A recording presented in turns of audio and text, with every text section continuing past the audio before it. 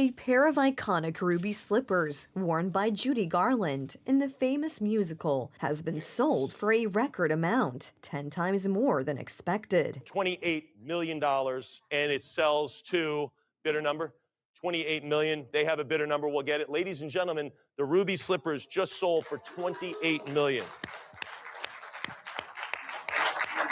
The auctioneer estimated that he would make at least $3 million, but during the bidding, that amount was exceeded in a flash. Follow the yellow brick road. The slippers were on display at the Judy Garland Museum, the mother of Liza Minnelli, in her hometown of Grand Rapids, Minnesota. They were stolen in 2005. But these are very, very special, very legendary, and very rare in a lot of ways. Not only just that they're still with us after 80 years and Judy wore them herself, but the fact they're in such good shape, the fact that they were gone and now they're recovered. 13 years later, in 2018, an undercover FBI operation managed to recover the famous prop. The shoes were returned in February to the memorabilia collector Michael Shaw, who loaned them to the museum.